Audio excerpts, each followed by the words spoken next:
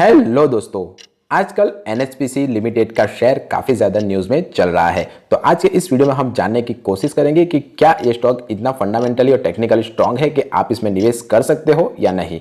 तो currently NHPC limited का share 79.7 rupees के आसपास चल रहा है। ये एक मिनी रत्न कैटेगरी की पब्लिक सेक्टर कंपनी है और ये मेजरली हाइड्रो इलेक्ट्रिक जनरेटिंग करने का काम करती है और पावर यूटिलिटीज़ और पावर डिस्ट्रीब्यूशन में इसका बिजनेस है।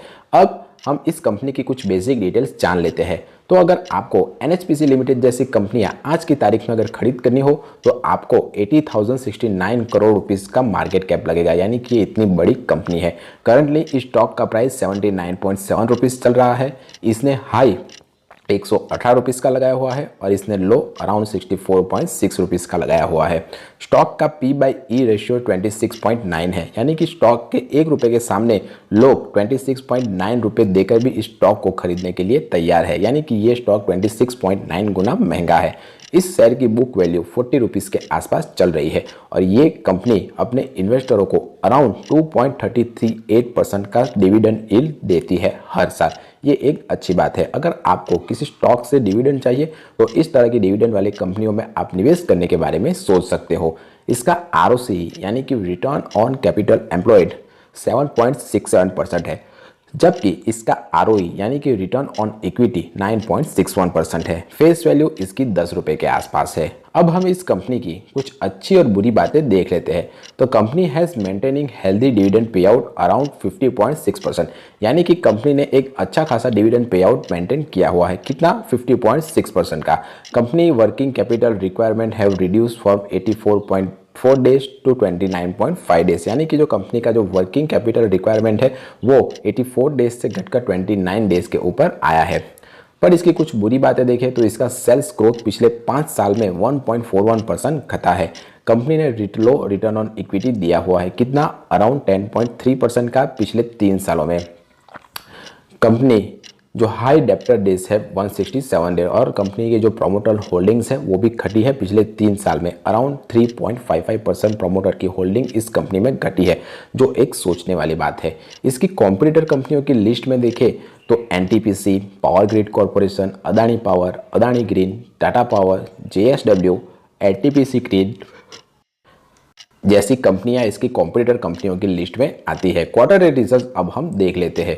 तो मार्च 2024 के क्वार्टर में इसने 1888 करोड़ की सेल्स की हुई थी, जो बढ़कर जून 2024 के क्वार्टर में 2694 करोड़ रुपीस के आसपास हो गई है और सितंबर में भी ये सेल बढ़कर 3052 करोड़ के आसपास हो गई है। तो इस हिसाब से इसका नेट प्रॉफिट अगर हम देखें तो वो बड़ा है हर क्वार्टर में।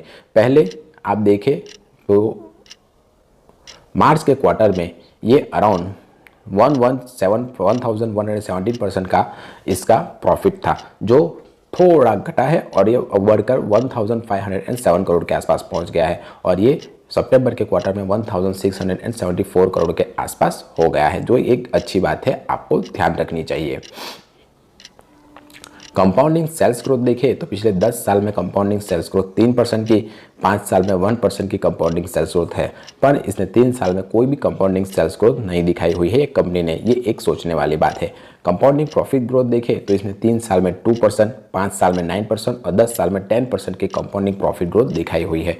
स्टॉक प्राइस का CAGR 10 साल का 15%, 5 साल का 27%, 3 साल का 37% और 1 ईयर का 24% है, जबकि रिटर्न ऑन इक्विटी 10 साल में 9%, 5 साल में 10%, 3 साल में 10% और पिछले साल इसने 10% का रिटर्न ऑन इक्विटी लाकर दिया हुआ है।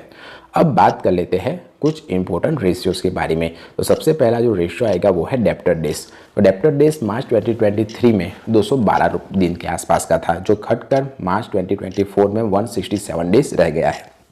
अब जिसे नहीं पता कि डेप्टर डेज किसे कहते हैं, जो कंपनी होती है वो अपने होल सेलर्स को कुछ सामान उधारी में देती है, तो वो उधारी का सामान कितने दिनों के अंदर रिकवर कर पाते हैं उसका पैसा, उसे ही डेप्टर डेज कहा जाता है। तो जितना कम डेप्टर डेज होता है उतनी ही अच्छी कंपनी मानी जाती है। अब उसका डेप्टर डेज 2023 के तुलना में तो घटा है, पर ये 2018 की तुलना में अभी भी ज़्यादा है, जो एक सोचने वाली बात है। तो ये हुआ शेयर होल्डिंग पैटर्न्स की बात करें तो प्रमोटर्स के पास दिसंबर 2023 में 70.95% शेयर थे खुद की कंपनी में, जो घटाकर सितंबर 2024 के क्वार्टर में सिर्फ 67.40% रह गए हैं। तो प्रमोटर का खुद की कंपनी के ऊपर भरोसा घटा है। FIIs के पास 9.38% शेयर है, गवर्नमेंट के पास 1.13% और पब्लिकली इसके 12.31% शेयर अवेलेबल है, यानी कि मोटा मोटी तौर पर 39 लाख शेयर पब्लिकली अवेलेबल है। तो ये हुआ इस शेयर की फंडामेंटल एनालिसिस। आपका इस शेयर के बारे में क्या कहना है NHPC लिमिटेड के, मुझे आप कमेंट करके बता सकते हो। अब हम इसकी टेक्निकल एनालिसिस ट्रेडिंग व्यू में जाकर करते हैं। आप देख ही सकते हो कि मैंने NHPC लिमिटेड का स्टॉक का 1 वीक का चार्ट ट्रेडिंग व्यू में ओपन कर लिया है। सबसे पहले हम सपोर्ट और रेजिस्टेंस इसके बना लेते हैं। तो सबसे पहला जो रेजिस्टेंस होगा वो 119 रुपीज़ का होगा। इसने हाई कब लगाया हुआ था? 3 जून 2024 को इसने हाई लगाया हुआ है और दूसरा हाई इसने अराउंड 15 जुलाई 2024 को लगाया हुआ है। इसके बाद ये शेयर लगातार नीचे गिर रहा है और 9 और 15 EMA के नीचे आ गया है। और जो शेयर 9 और 15 EMA के नीचे अगर ट्रेड कर रहा हो तो मैं उसे एक बेरिश शेयर ही मानूंगा। फिर उसने यहाँ पर एक अच्छा खासा सपोर्ट लिया, कितने रुपीज़ के आसपास आप देख सकते हो, अराउंड 77 रुपीज़ के आसपास, और उसके ऊपर ये सपोर्ट लेकर ये ऊपर गया और फिर यहाँ से इसने फिर से रिजेक्शन लिया है। कहाँ पर? 89 रुपीज़ तक जाकर। तो फिलहाल ये एक बॉक्स पैटर्न में फंसा हुआ है और बेरिश ट्रेंड दिखा रहा है। तो इस स्टॉक के नीचे जाने के एक और चांसेस है। अगर इसने 77 रुपीज़ का अगर लो तोड़ा तो ये शेयर अराउंड आप देख सकते हो 50 रुपीज़ तक भी जा सकता है, ऐसा मेरा मानना है। तो अगर आप इसमें निवेश करने के बारे में सोच रहे हो तो अपने फाइनेंशियल एडवाइज़र की सलाह लेकर ही इसमें निवेश करने के बारे में सोचिएगा। यहाँ पर एक cup and handle type structure भी दिख रहा है, देखिए ये रहा कप और ये रहा हैंडल। तो इसकी क्लोजिंग अगर यहाँ पर आसपास मिली तो ये नीचे 50 तक के लेवल तक की ट्रेड जा सकता है, ऐसा मेरा मानना है। अगर आप किसी भी म्यूचुअल फंड में स्टॉक में निवेश करते हो तो इन बातों का ध्यान आप ज़रूर रखिए। हमेशा लॉन्ग टर्म के लिए इन्वेस्ट कीजिए। लॉन्ग टर्म से मेरा मतलब है 5 साल 10 साल या उससे ज़्यादा के लिए। ट्रेडिंग करते हो तो प्रॉपर स्टॉप लॉस और टारगेट लगाकर ही आप ट्रेडिंग कीजिएगा। गोल बेस्ड सेटिंग कीजिए। अगर आपका कोई गोल है तो उस गोल के हिसाब से इन्वेस्टमेंट कीजिए और जब जब मार्केट में डाउनफॉल आए तब तब आप उस स्टॉक में इन्वेस्टेड रहोगे, ऐसा मेरा मानना है, और ज़्यादा निवेश करोगे, ऐसा मेरा राय है। तो वीडियो कैसा लगा आपको, मुझे आप कमेंट करके बता सकते हो। वीडियो पसंद आया हो तो वीडियो को लाइक कीजिए, चैनल को सब्सक्राइब कीजिए। मिलते हैं अगले वीडियो में, तब तक के लिए बाय बाय।